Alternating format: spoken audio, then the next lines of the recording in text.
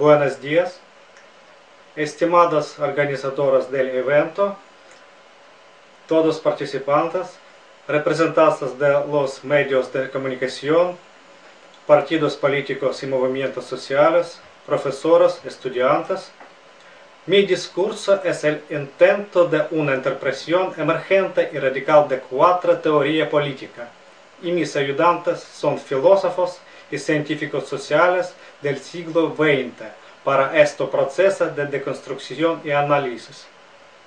Así, la crítica de las teorías políticas propias del siglo XX fue hecha por el profesor Alexander Dugin, basada en la definición del sujeto de la historia y su papel en estas doctrinas.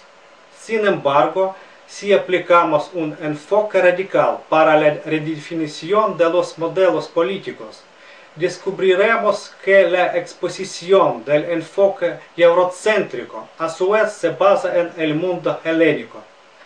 Heidegger en su obra Heráclito decía que el destino del ser humano de llegar a ser el sujeto se prolonga solo 3 siglos, como si fuera la cosa más natural del mundo. Y esta situación ha tenido tiempo de convertirse en una locura incomprensible de la historia que enclavizó al ser humano. No es casualidad que esta serie de conferencias del año 35 lleva el nombre de El principio del pensamiento occidental. Es muy importante la cuestión de cuándo y por qué los griegos empezaron a dividir la naturaleza en el sujeto y el objeto, lo que llevó más adelante al constantemente renovable proceso de fraccionamiento y diferenciación. El cambio del sistema social en el transcurso de la historia ha llevado a la división de la individualidad táctica interna, la orientación hacia el beneficio y lo que le gusta a uno. A continuación, la teoría del sujeto siguió desarrollándose para resolver el problema de la inestabilidad de la utilización social de los signos y sus referencias imprecisas. Posteriormente ya es el individuo el que empieza a dividirse sobre la base de la valoración positiva y negativa de las oportunidades. El sujeto se opone al home copy en inglés, como persona de la multitud. El sujeto también sufre cambios. Así, en el libro Parménides, Heidegger dice que para una persona en calidad de sujeto, el mundo se ha convertido en un objeto monótono, el cual llega a ser una especie de objeto de consumo. Heidegger señaló que lo llamado subjetivo junto con lo objetivo que le pertenece y su relación al final dan un resultado muy cuestionable. Además, semejante lógica conduce a la división en el centro y la periferia, en este y el otro, que en el ámbito geográfico concentra la historia mundial en torno de Europa, y la cosmografía marginal la llenan los dracones y los bárbaros, justificando la futura expansión y el establecimiento de ciertas normas. Sin embargo, si aplicamos un enfoque radical para el análisis de lo que es el sujeto de la historia, tal vez la negación del propio planteamiento de la cuestión sobre la división en el sujeto y el objeto, así como de la lógica de 2 dígitos, será un paso necesario hacia el desarrollo de un nuevo paradigma de la política y las relaciones internacionales. Según el sociólogo alemán Niklas Luhmann, el estilo falsificable del positivismo lógico, que menosprecia otras formas de expresión como la poesía y la metafísica, ya no sirve, y el hecho de que en los círculos occidentales, con el rechazo de la revolución, las personas practican la inmersión en los discursos orientados hacia la armonización desde el punto de vista sociológico, difícilmente puede ser considerado como una alternativa sociopolítica. En otras palabras, el imperativo del nuevo modelo político está relacionado con el alejamiento de la filosofía escolástica y la y la apelación a otras formas de conocimiento e interpretación del mundo, así como una praxis revolucionaria. Como una herramienta para el desarrollo de la cuarta teoría política, podemos usar la capacidad generativa, que Kenneth Hergen caracterizaba como la capacidad de afrontar las tesis que rigen la cultura, plantear las preguntas fundamentales que abordan la vida social actual, volver a analizar lo que se da por sentado y, de esta manera, generar nuevas ideas.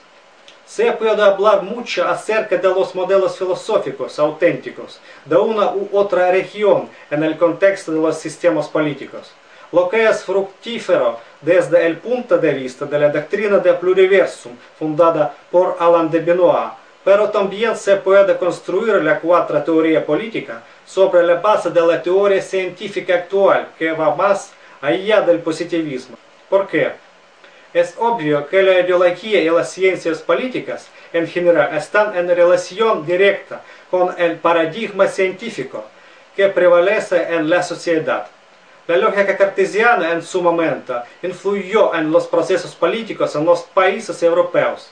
Después de los nuevos descubrimientos científicos, cambió tanto el principio y los métodos de hacer la guerra, es decir, de la continuación de la política en su forma extrema, según Clausewitz, como la diplomacia. En el siglo XX, el ejemplo más notable de la influencia de las ideas religiosas en la política es la creación del Estado de Israel y la revolución islámica en Irán. Sin embargo, el siglo XX es también conocido por los nuevos descubrimientos de la ciencia. Albert Einstein produjo un cambio en la comprensión de la naturaleza de la física, y Ilya Prigozhin planteó la cuestión del caos en los círculos académicos. La teoría a las supercuerdas, de la criticidad autoorganizada, de la geometría no lineal, del anarquismo epistemológico, de las estructuras disipativas y del pensamiento integral complejo, marcaron no solo las ciencias naturales, sino también las ciencias políticas.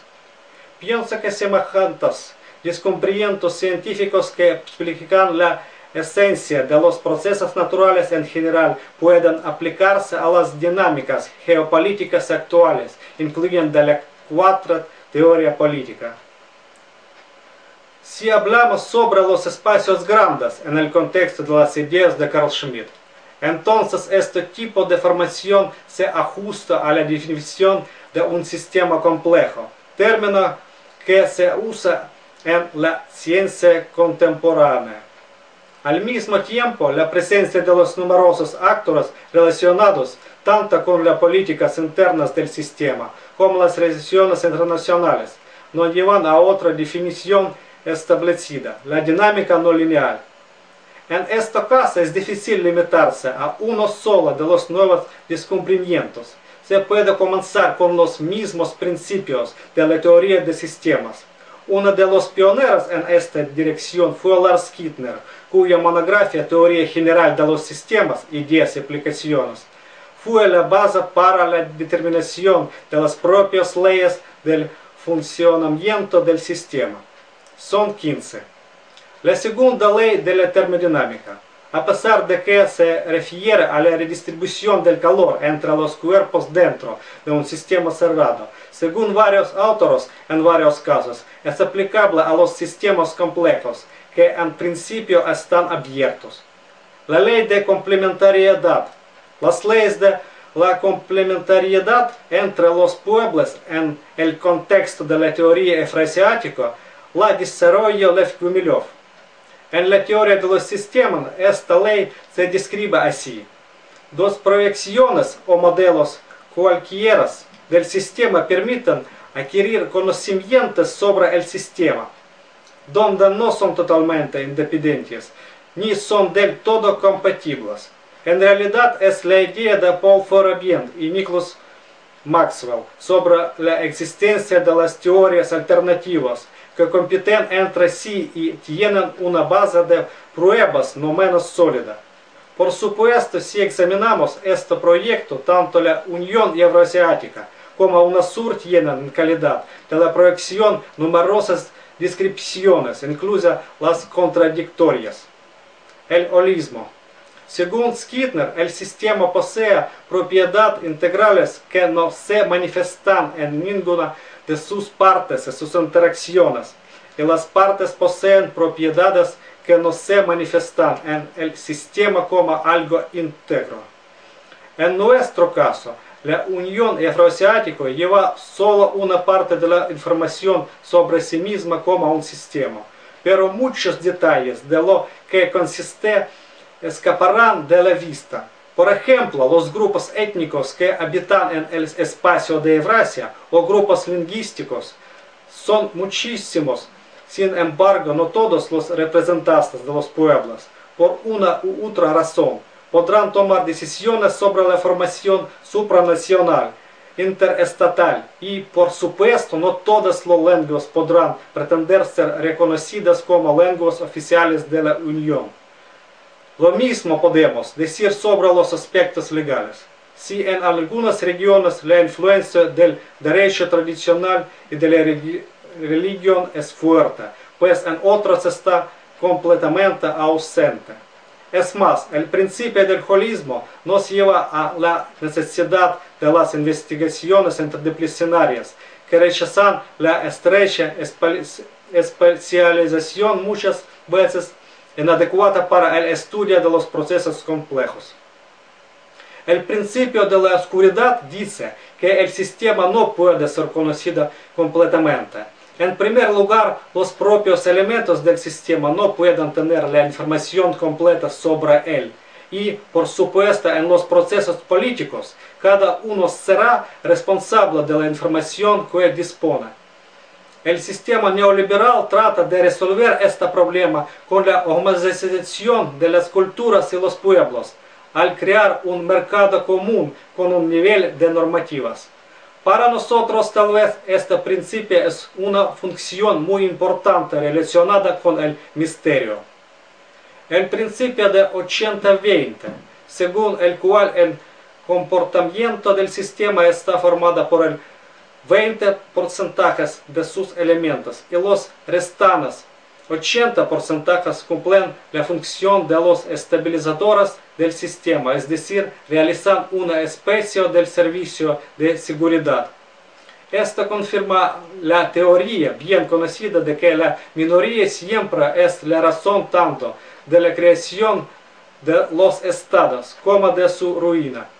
El resto, es decir, las masas, son solo dirigidas por la minoría que son líderes.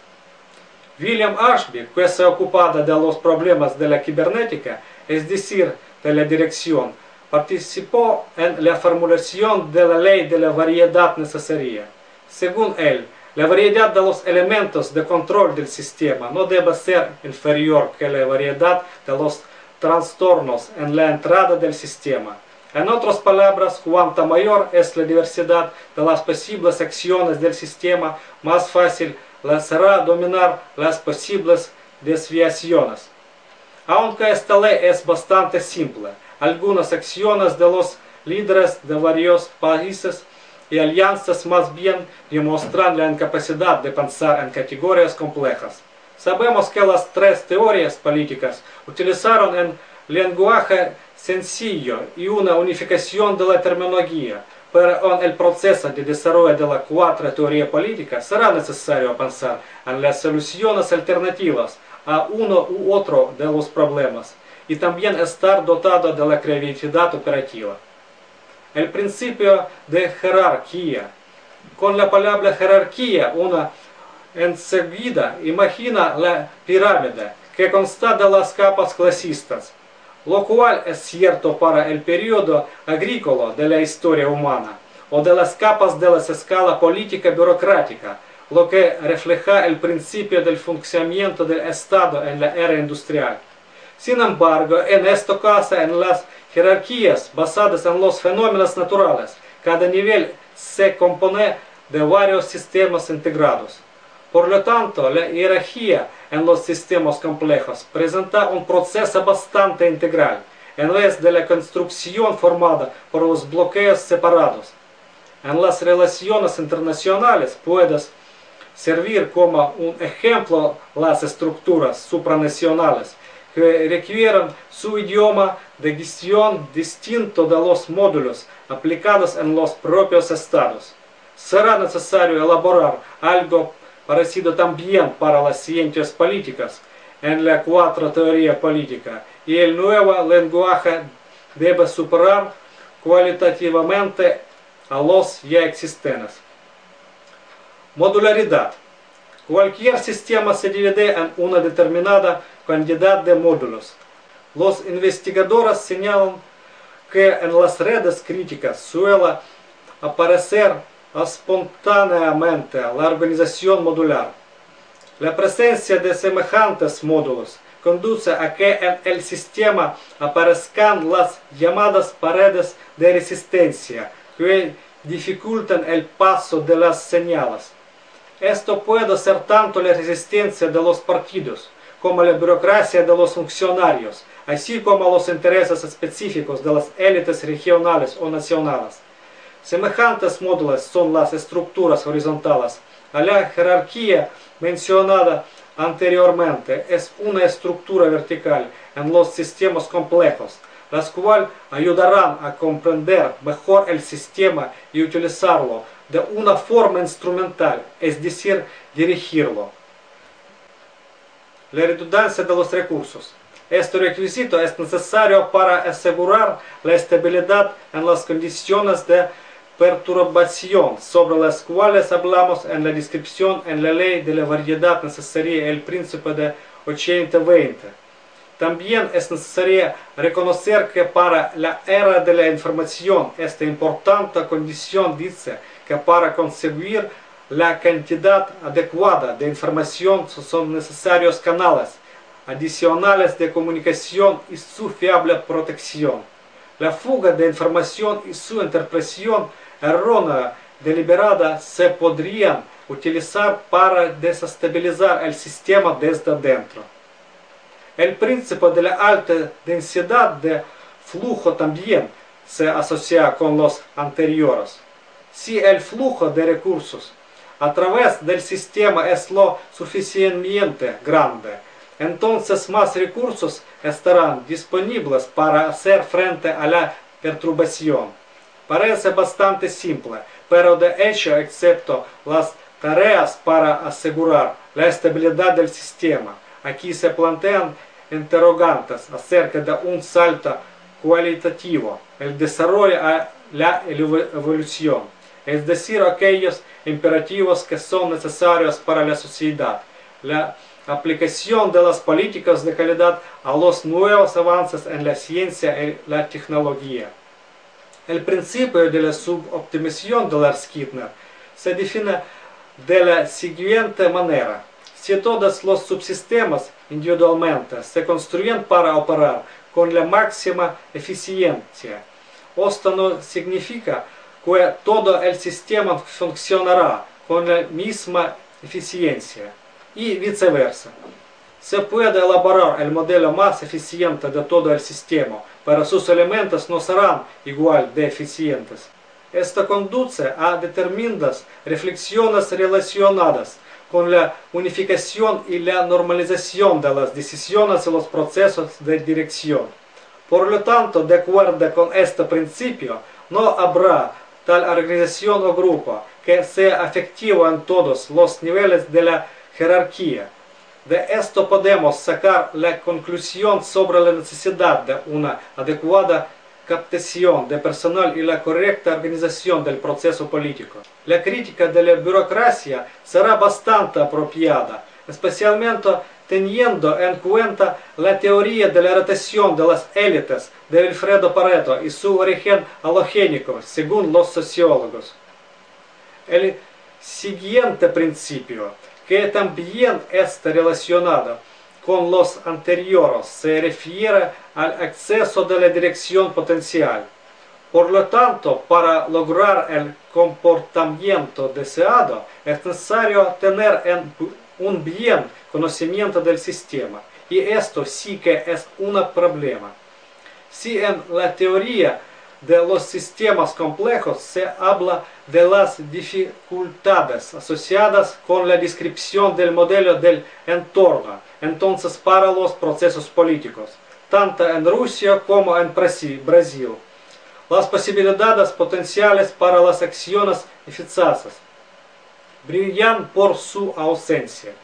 La dicotomía entre las capas altas y bajas, que se manifiesta cada día más, el descontento en la sociedad, así como la falta de comprensión del centro de la situación en las regiones, deben proporcionar una señal fuerte a los que están involucrados en los proyectos de integración. El principio de la retroalimentación causal negativa y positiva, que es bien conocida por el estudio de la física, está relacionado con el equilibrio del sistema. Si hay una retroalimentación negativa, el estado de equilibrio del sistema permanece invariable para una amplia gama de condiciones iniciales. El atractor extraño de Lorentz también se ajusta a la descripción de este principio. Pero la retroalimentación positiva produce efectos opuestos. Este fenómeno también lo llaman la ley de la creatividad, porque si examinamos el sistema social, los diferentes resultados en todos los grupos con los mismos parámetros iniciales son bastante posibles.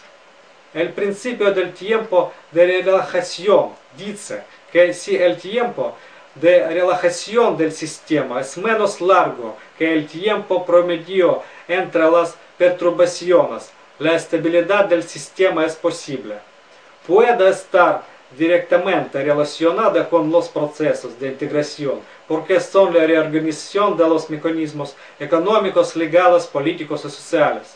Si la reorganización es demasiado rápida, no tendrá tiempo para adaptarse a ellos y digerir el impacto anterior. Y, por supuesto, la superposición de los impactos creará la incertidumbre sobre la cuestión de cuáles de las decisiones han llevado a unos u otros resultados. En el contexto de los temas de la modernización que son actuales para los países del segundo mundo, es lógico ponerse a pensar en si las reformas de verdad son tan buenas como las presentan, y también en el periodo de tiempo que debe pasar entre ellas para dar un descanso. El principio de manchas. Un postulado bastante interesante propuesto por Skyttner. Dice que los sistemas construidos sobre las normas restringidas cuando está determinada con anticipación qué es lo aceptable y lo que no lo es, son menos estables que los sistemas que evolucionan al azar. A primera vista es una idea bastante paradójica, sin embargo, tanto el colapso de Unión Soviética como otros procesos similares muestran que los sistemas rígidos, o más bien inflexibles, se descomponen más rápido que los caóticos. Esto pasa porque debido al entorno cambiante, el sistema puede gastar demasiados recursos siguiendo un solo modelo de comportamiento previamente planificado. Es aún más difícil cuando los actores externos lo entienden y influyen desde afuera. Corea del Norte tal vez es el modelo más ejemplar de este modelo político. Sin embargo, allá no hay ni fuerte dinámica ni contexto rápidamente cambiante. Pero en Rusia, por ejemplo, y más allá, en los países que potencialmente pertenecen a la Unión Afroasiática, eso sucede. En Brasil y en los países de América Latina también.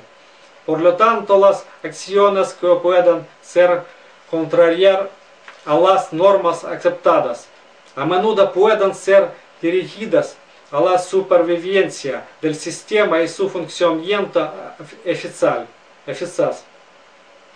Por supuesto, esta tesis no es una justificación ni de la falta de coherencia en las acciones en la política exterior, ni de los esfuerzos de los clanes gobernantes que defienden sus intereses estrechos y mezquinos disfrazados de los proyectos nacionales o de integración. En breve describimos los principios básicos propuestos para los sistemas complejos por Lars Skinner.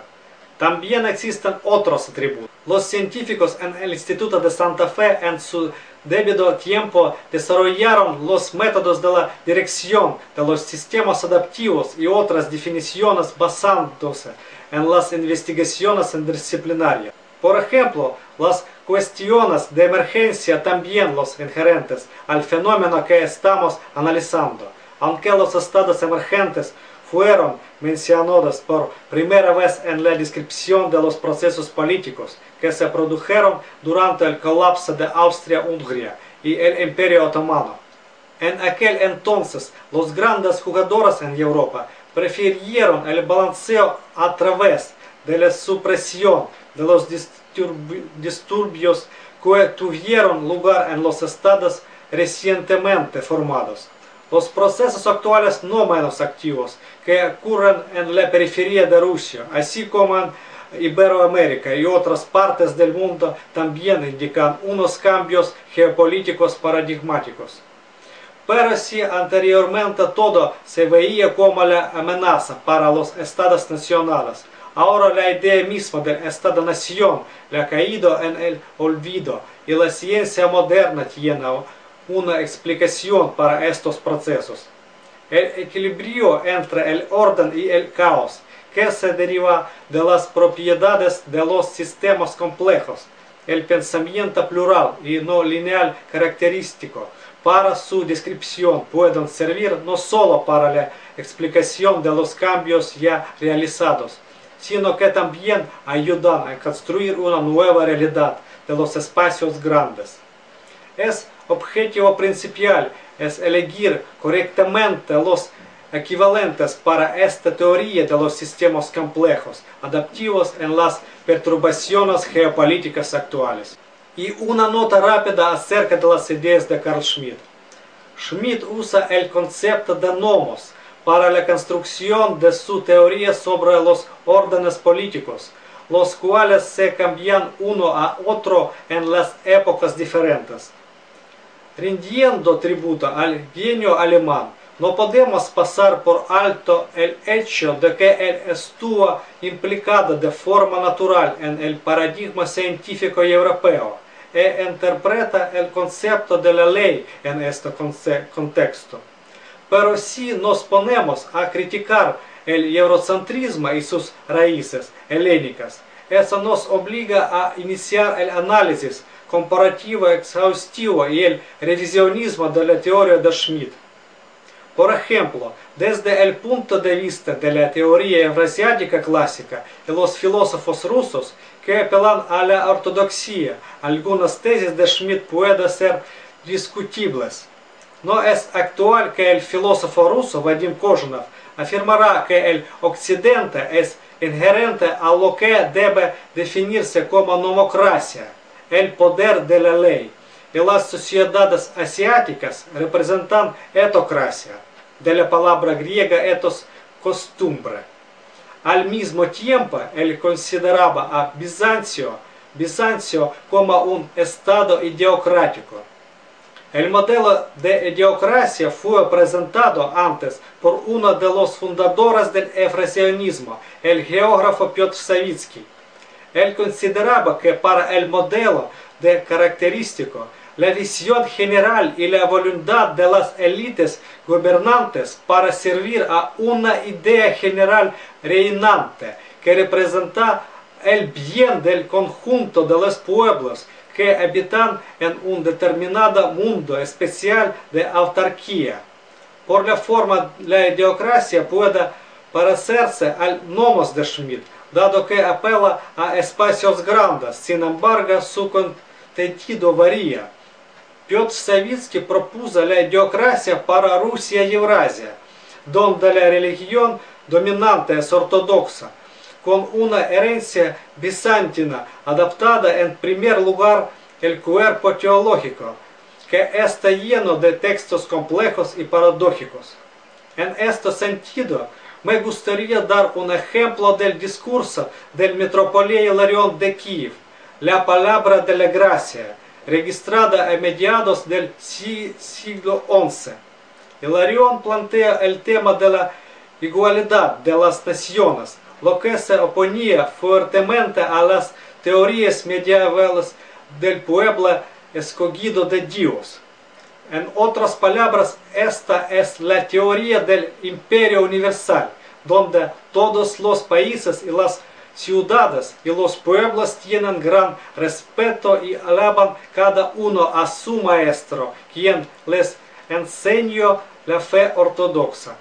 Son bien conocidas las opiniones católicas de Schmidt, y aunque en las cuestiones generales él no tocaba el patrimonio del Vaticano y las disposiciones legales pertinentes, no se puede negar el impacto global de la religión.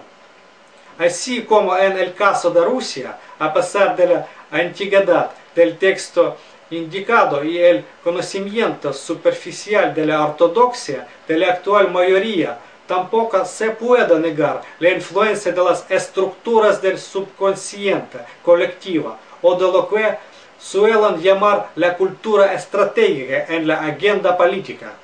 Como breve resumen, se puede señalar la diferencia principal.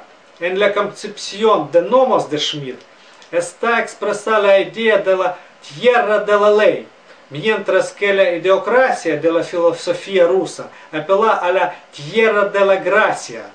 Ahora nos haremos una pregunta.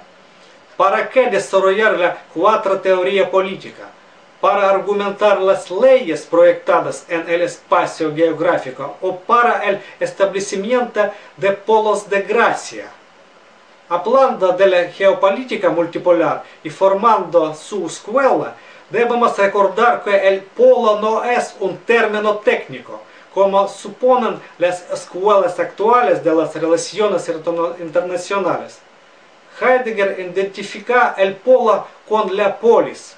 El polo crea las cosas en su ser y aparece como el foco de no ocultamiento de las cosas en su conjunto. Esto ocurre en la polis como espacio político. La polis es el foco esencial del hombre. Entre la polis y el ser reina la correlación inicial. Estamos en un estado de reflexión de las bases de la cuarta teoría política, y todo lo dicho no es un dogma o doctrina formada definitivamente y puede ser cuestionado. Sin embargo, espero que las ideas expresadas provoquen más discusiones, permitan ver de una forma diferente las cosas obvias y avanzar hacia el diseño de un nuevo modelo político. Gracias.